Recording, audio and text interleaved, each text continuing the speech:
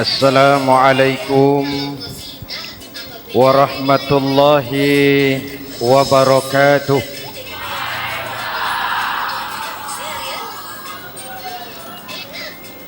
Alhamdulillahi rabbil alamin.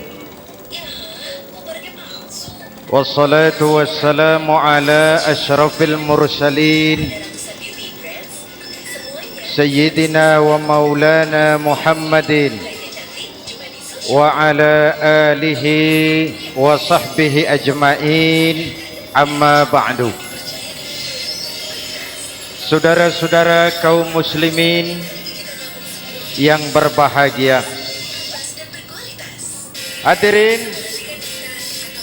kesempatan malam ini saya ingin cerita akhirat saja. Sudah pernah ke akhirat belum? Mau? Kalau mau saya daftar, besok berangkat. Salah satu rukun iman yang 6, percaya kepada adanya akhirat. Satu saat alam ini akan hancur sehancur-hancurnya. Bumi, gempa, gunung meletus, air laut tumpah ke darat, planet-planet bertabrakan, halilintar menyambar, angin topan bertiup. Semua yang bernama hidup mati, itu kiamat. Lalu kita akan dibangkitkan di padang mahsyar, dibangkitkan dari kubur kita masing-masing. Dan subhanallah, pada saat bangkit dari kubur itu, keadaan muka kita ini menurut satu riwayat berubah menurut amalan kita masing-masing. Jangan heran nanti ada yang dibangkitkan dari kuburnya itu mukanya berubah jadi muka tikus. Hebat sekali. Badannya badan manusia, tangannya tangan manusia, mukanya muka tikus. Sebab apa? Sebab waktu di dunia amalannya amalan tikus.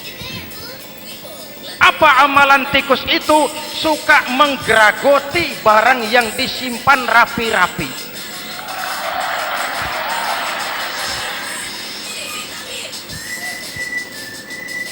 Itu nanti koruptor-koruptor yang menggeragoti uang rakyat, itu nanti bangkit mukanya muka tikus. Na'udzu. Saudara lihat, oh ini yang geragoti uang rakyat mukanya muka tikus. Ada lagi yang bangkit dari kubur, mukanya itu berubah jadi muka harimau. Kenapa? Waktu di dunia amalannya amalan harimau. Apa harimau itu? Mau menang sendiri, keras kepala, kupeh. Di mana ada hutan, rajanya pasti harimau. Padahal hutan belum pernah bikin pemilihan umum. Betul? Tapi harimau tidak peduli ada pemilihan umum atau tidak, saya raja hutan. Setelah naik jadi raja di hutan, harimau bukan melindungi rakyatnya, malah makanin rakyatnya.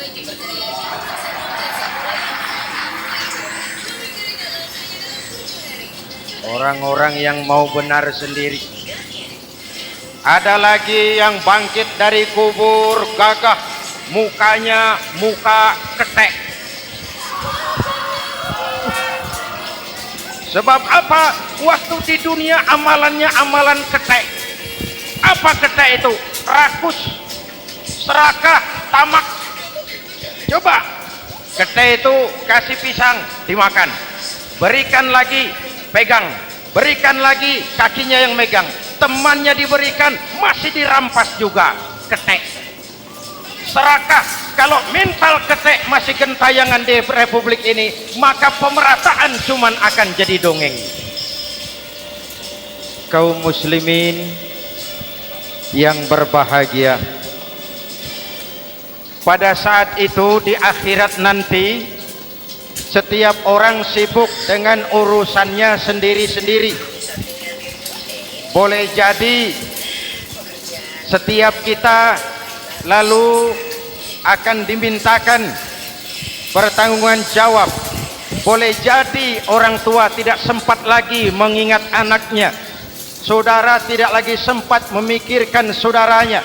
Tiap orang akan dimintakan pertanggungan jawab. Dalam kondisi seperti itu, Rasulullah mengajarkan sab'atun yuzilluhumullahu yawma la zilla illa zilluh. Ada 7 golongan manusia yang di akhirat nanti akan langsung mendapat perlindungan dari Allah Subhanahu wa ta'ala. Orang lain sibuk, dia tenang. Orang lain resah dan gelisah, dia ayem. Kenapa? Mendapat perlindungan dari Allah. Sebab ketika di dunia ia memberikan perlindungan kepada orang banyak. Siapa mereka? Mudah-mudahan kita termasuk salah satu di dalamnya. Mencari perlindungan Allah lebih-lebih dalam situasi sekarang ini. Pertama, imamun adil. Yang akan mendapat perlindungan langsung dari Allah adalah pemimpin yang adil. Sebab apa?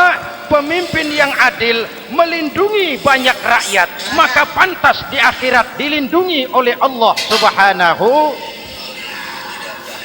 Kita ini kan zon politikan. Kita ini makhluk yang tidak mungkin hidup sendiri-sendiri. Untuk melaksanakan hajat bersama, kita memerlukan pemimpin. Memilih pemimpin itu tidak sulit. Dalam fikih ketika sholat itu dijelaskan bagaimana cara memilih imam. Siapa yang diangkat jadi imam? Pertama, a'lamuhum. Orang yang paling alim di kampungmu siapa? Angkat jadi imam. Yang paling alim, paling menguasai persoalan sehingga bisa membawa bangsa keluar dari kesulitan. Pemimpin yang bisa menyelesaikan masalah, bukan yang menimbulkan masalah.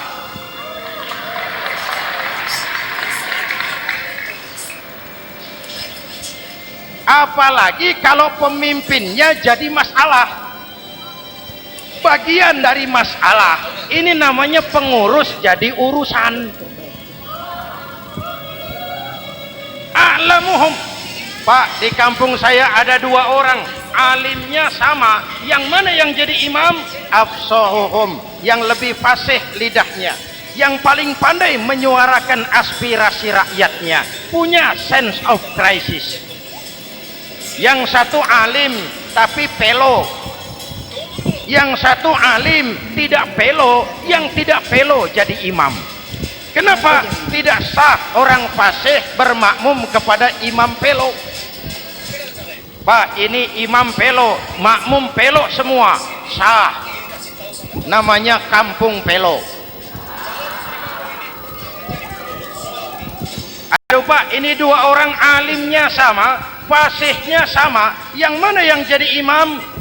Aktsaruhum sinnan, yang lebih tua umurnya, senioritas baru dihitung. Lahirnya bareng Pak.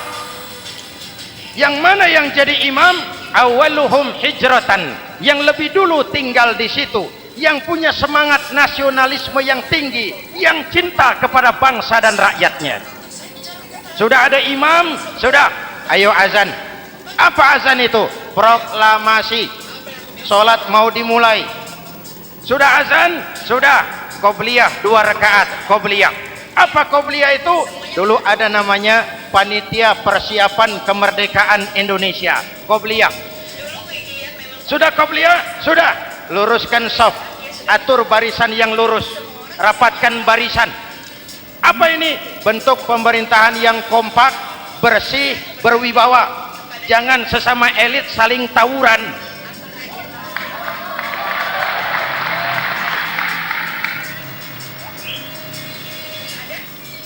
Luruskan saf. Lalu saf yang terdepan hendaknya diisi orang yang sedikit alim. Tidak perlu alim betul, sedikit alim. Maksudnya apa? Kalau imam keliru dia bisa tegur. Kalau imam salah dia bisa tegur. Kalau imam batal dia bisa gantikan. Ini wakil-wakil makmum. DPR, DPRD. Wakil-wakil makmum. Sudah. Ayo imam pimpin sholat. Sepakati dulu kita mau sholat apa, rakaatnya berapa, surah yang mau dibaca apa, pakai sujud tilawah apa tidak, supaya makmum tidak kaget-kagetan. Rakyat harus kasih tahu pemimpinnya mau kemana, visinya apa, supaya makmum ikutnya ikhlas. Jelas? Hadirin yang saya hormati, kita memerlukan pemimpin yang adil, yang menaungi rakyatnya, sehingga dengan demikian nanti mereka akan dinaungi langsung oleh Allah Subhanahu. Mudah-mudahan Allah memberikan kepada kita rakyat dan bangsa Indonesia ini pemimpin yang adil. Saya yakin perjalanan waktu akan mengantarkan kita di mana orang-orang akan terbuka topengnya, sehingga akan jelas mana pembela rakyat, mana penyengsara rakyat.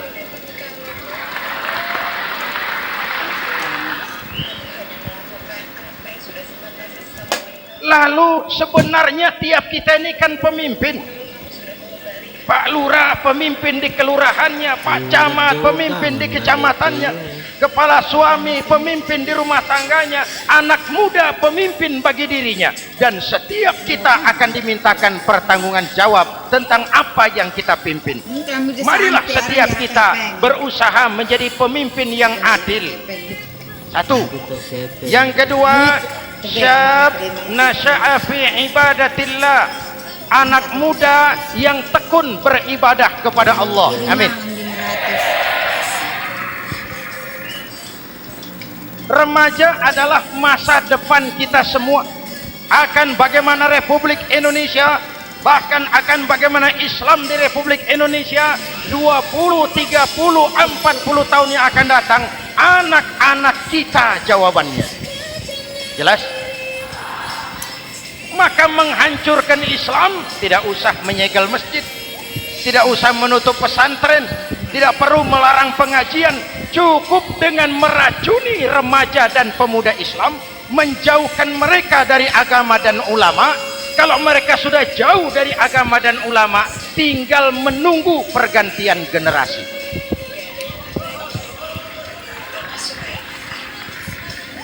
Maaf, kalau yang sudah 60 tahun ke atas itu saya anggap angkatan selamat, generasi tanda seru. Insya Allah mantap akidahnya, tidak goyah imannya.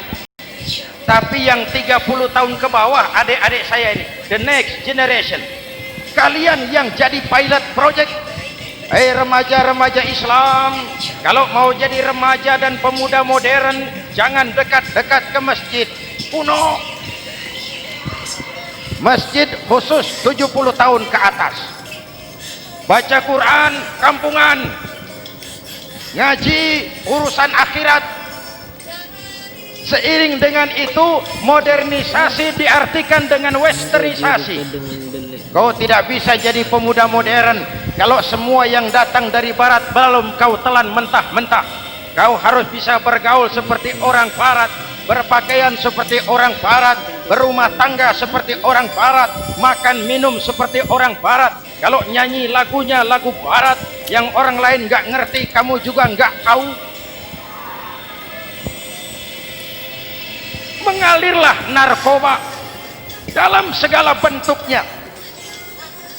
Maka muncullah generasi-generasi santai, generasi-generasi salon yang mencoba mencari pelarian hanya dengan kesenangan sesaat, tapi menghancurkan masa depan yang pasti.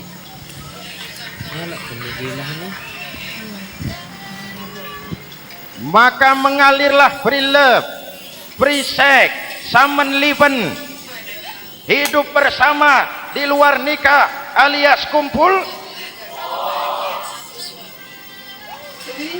Ya sama saja, kumpul kebo, kumpul embek itu sama. Hadirin yang saya hormati, kalau sudah hancur tinggal menunggu pergantian generasi. Oleh karena itu adik-adik saya, para remaja, para pemuda, kalian harapan kami semua. Di pundak kalian kami pertaruhkan hari depan bangsa dan negara ini. Hidup cuma putaran menunggu giliran. Ada saat datang, ada waktu pergi, ada hari lahir, ada saat kembali, ada hari dilantik, ada saat untuk menyerahkan jabatan. Hidup cuma sekadar menunggu giliran. Karena itu kepada kalian saya ingatkan satu ucapan orang bijak. Hai anak muda, berpikirlah kau di waktu pagi, bekerjalah di waktu siang, makanlah di waktu sore, dan tidurlah di waktu malam. Berpikir di waktu pagi, belajar mumpung masih muda. Bekerjalah di waktu siang, amalkan ilmu itu setelah dewasa. Makanlah di waktu sore, hari tua tinggal menikmati hasilnya. Tidurlah di waktu malam, matilah dengan tenang. Kalau pagi kau tidak berpikir, nanti siang kau tidak akan bisa bekerja. Kalau siang tidak kerja, nanti sore mau makan apa? Kalau sore tidak makan, alamat malam nggak bisa tidur.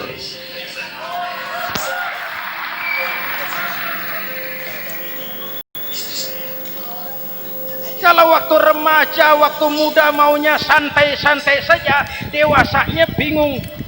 Kalau dewasanya bingung, hari tua terlunta-lunta. Kalau hari tua terlunta-lunta, matinya menteleng. Maka lebih baik makan singkong betulan daripada makan roti mimpi. Ayo, makan singkong betulan, makan roti mimpi, lebih bagus mana? Lebih bagus makan roti betulan. Kalau perlu, lebih baik sekolah sambil dagang koran, sekolah sambil parkir mobil, sekolah sambil semir sepatu, daripada petatang peteteng tanpa prospek hari depan yang ada artinya. Ini panas sih, Mem. Inilah golongan kedua yang nanti akan langsung mendapat perlindungan dari Allah. Anak muda yang tekun ibadah. Kalau orang tua tekun ibadah, pantas. Orang tua rajin ibadah, tidak istimewa. Masya Allah Pak, itu orang tahajudnya hebat, wirid yasinnya mantap, puasanya luar biasa, zikirnya mantap. Umurnya berapa? 70. Wajar. Lalarwi sanjo.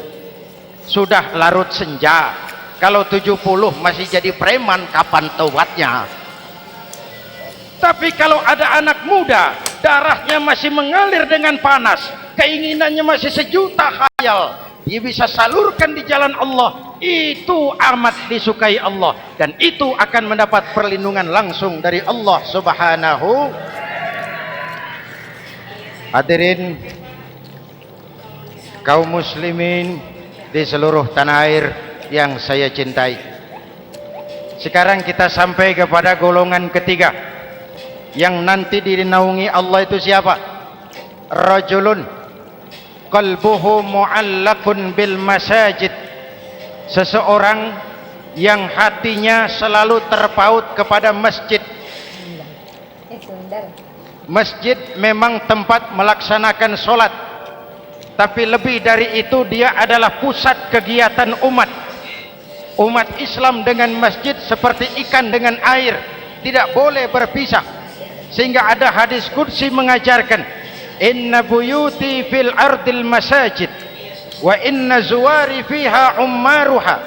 Rumahku di permukaan bumi adalah masjid, orang-orang yang memakmurkan masjid adalah tamuku. Dari masjidlah terpancar semangat silaturahmi, dan itu yang sangat kita perlukan sekarang. Di tengah-tengah kerentanan kita sebagai bangsa, masjid harus jadi lem perekat.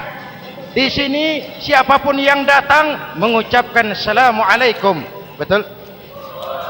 Menebarkan salam, menebarkan rasa damai, bersalaman. Kata Nabi, ma min muslimaini yaltaqiyani fayatasafahani illa ghafarallahu dzunubahuma. Apabila dua orang Islam bertemu lalu bersalam-salaman, Allah akan menghapuskan dosa yang terjadi di antara kedua orang itu. Bangsa kita sedang rentan perpecahan, benih-benih disintegrasi bertebaran di mana-mana. Maka mari kita kembali ke masjid untuk menyusun semangat kebersamaan, meluruskan saf, merapatkan barisan, dan menerjemahkannya di luar masjid. Ini ada kaitannya dengan faktor yang keempat yang langsung dilindungi Allah. Siapa mereka? Rajulani tahabba fillahi ijtama'a alaihi wa tafarraqa alaihi. Dua orang yang bersaudara, bertemu karena Allah, berpisah karena Allah. Itu akan dilindungi langsung oleh Allah di hari akhirat nanti. Dua orang bersaudara, bertemu karena Allah, berpisah pun juga karena Allah. Tadi dalam perjalanan ke sini saya melalui sebuah desa. Masih ada sisa-sisa tawuran antar desa. Saya tidak sebutkan desanya, itu rahasia perusahaan. Saya cuma prihatin, siapa lawan siapa, siapa yang kita bakar rumahnya, siapa yang kita sambiti dengan batu, siapa yang kita rugikan, padahal urusannya kadang-kadang sepele. Di satu desa misalnya cuma urusan kaset jadi tawuran antar desa. Ini kan hal yang sangat sepele, padahal Nabi mengajarkan dengan keras, kalau dua orang Islam saling bertengkar, al-qatil wal maktul finnar, yang membunuh dan yang dibunuh dua-duanya neraka. Sahabat bertanya, ya Rasul, kalau yang membunuh masuk neraka pantas, kenapa yang dibunuh neraka juga? Rasulullah senyum lalu berkata, yang dibunuh pun sudah punya niat membunuh, cuma keduluan dibunuh. Andai kata tidak dibunuh, dia yang akan membunuh. Mari kita renungkan, kenapa sebagai bangsa kita seperti tercabut dari akar budaya kita. Kita jadi beringas, kita jadi brutal untuk hal yang sepele. Yang satu teriak Allahu Akbar, yang lain teriak Allahu Akbar. Siapa lawan siapa? Dulu Bung Tomo teriak Allahu Akbar, musuhnya londo. Sayyidina Hamzah, Khalid bin Walid teriak Allahu Akbar, yang dilawan kafir, Abu Jahal, Abu Lahab, Abu Sufyan. Sekarang si Ali lawan si Hasan, Hasan Allahu Akbar, Ali Allahu Akbar. Siapa lawan siapa?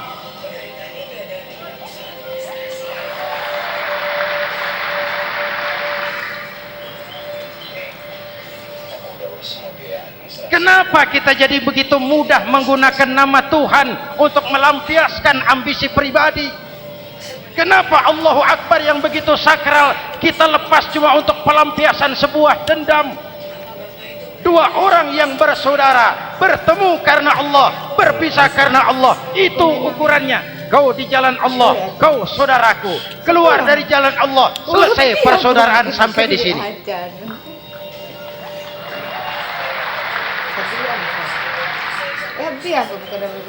Hadirin, lewat mimbar ini saya kembali menekankan, mari kita pelihara kerukunan. Pertama, rukun antar umat seagama, sesama muslim harus bersatu. Yuk kita rukun, yuk kita kompak, yuk kita bersatu, yuk. Sesama muslim, kaos boleh berbeda, boleh, jaket boleh tidak sama, silakan. Paham politik boleh berbeda, boleh. Kau lewat sana saya lewat sini, nanti kita ketemu di sana. Betul? Mari lapang dada menerima perbedaan, tetapi mengarah kepada satu tujuan yang sama. Walaupun bineka, kita ini tunggal, seperti dilatih di masjid ini. Dua orang yang bersaudara, bertemu karena Allah, berpisah karena Allah. Hati-hati, di masyarakat sekarang ini kan lebih banyak tukang kompor daripada tukang lem. Tahu tukang kompor? Hangati sana, panasi sini, bakar sana, sulut sini, terbakar kita, dia lari tepuk tangan. Udah capek kita rakyat diobok-obok, udah capek kita rakyat dialamatkan, dijadikan address.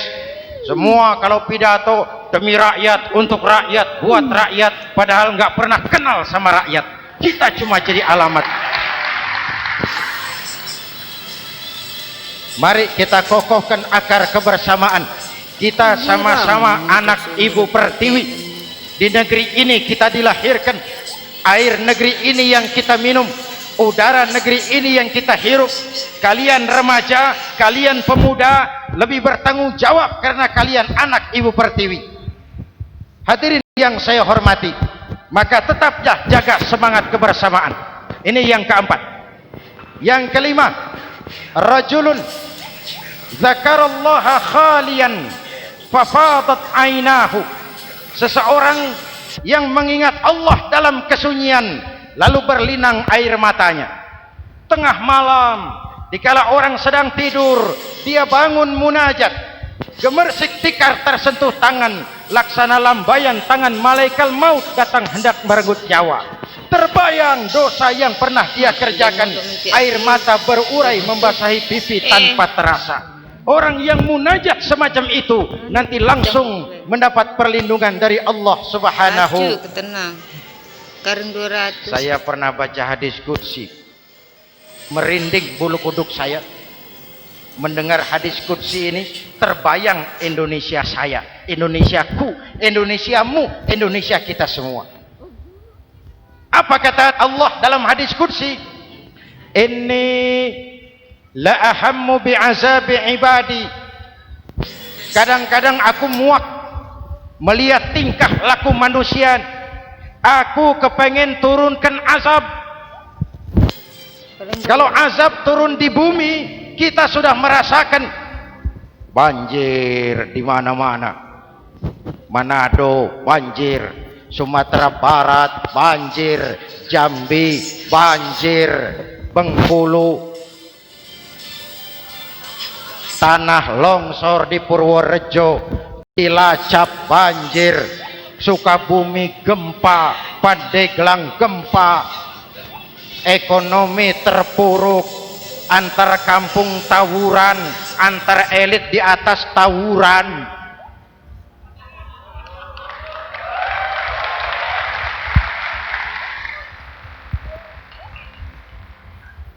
Hutang numpuk. 40% APBN kita ini sekarang cuma untuk bayar hutang. Itu pun dengan asumsi dolar 7.000, 9.000, artinya sekitar 50% APBN kita untuk bayar hutang. Untungnya sekarang ini yang agak menolong, harga minyak membaik di pasaran internasional. Hadirin yang saya hormati, ini lagi ngomong apa saya sih? Aku pengen turunkan azab, tetapi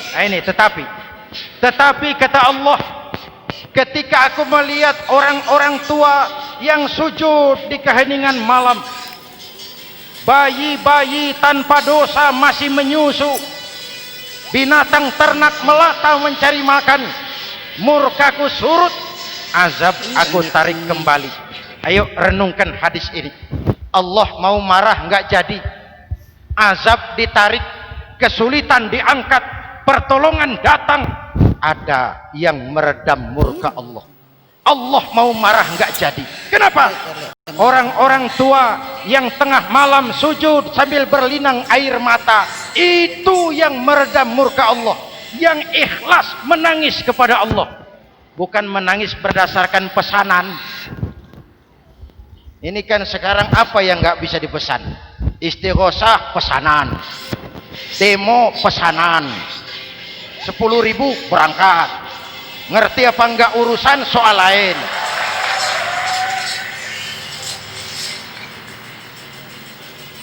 Jadi bukan demonstran, pekerja demo. Orang tua yang ikhlas nangis kepada Allah di keheningan malam, kita hutang jasa kepada orang-orang tua yang ikhlas seperti itu. Itu yang menjaga keselamatan bangsa. Allah mau murka enggak jadi, sepanjang masih banyak orang-orang tua yang sujud di tengah malam. Amin. Yang kedua, bayi tanpa dosa masih menyusu. Tanpa dosa, binatang melata mencari makan. Sekarang bagaimana kesulitan, gak mau panjang mengamalkan hadisnya terbalik. Yang disuruh itu orang tua tengah malam sujud, bayi tanpa dosa nyusu. Sekarang ini orang tua tengah malam nyusu, bayi tanpa dosa dibuang ke tempat sampah. Akibat pergaulan bebas, bayi tanpa dosa dibuang ke tempat sampah. Orang tua tengah malam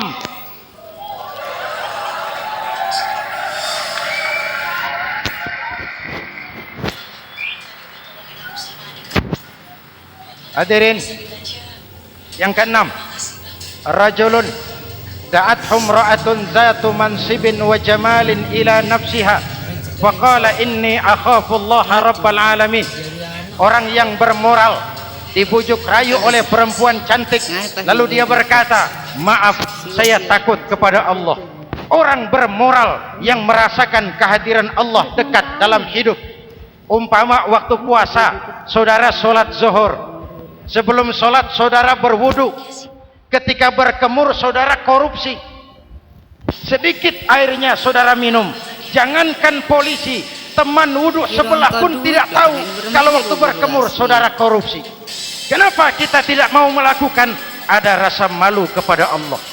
Ini yang perlu kita tumbuh kembangkan, rasa malu kepada Allah subhanahu wa ta'ala.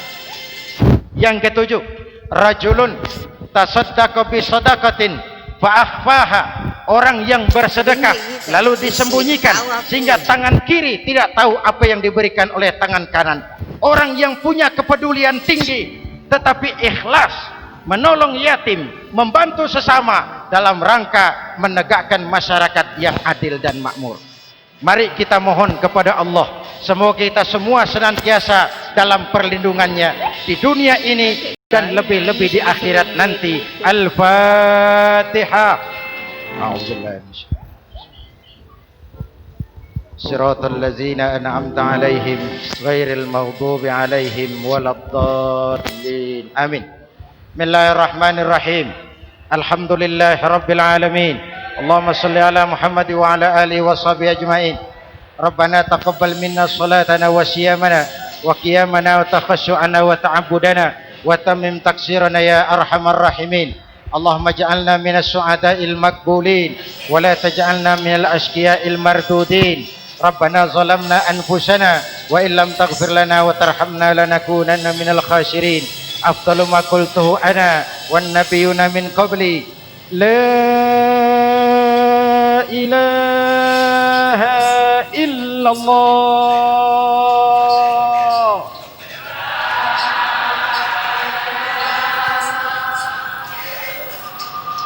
La ilaha illallah.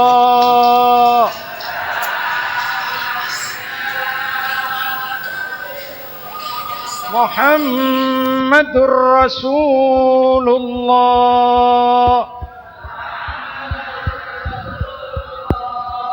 Kalimatu haqqin 'alaiha nahya wa 'alaiha namut wa 'alaiha numashu insyaallah minal aminin. Wa akhiru da'wana alhamdulillahi rabbil alamin. Assalamualaikum warahmatullahi wabarakatuh.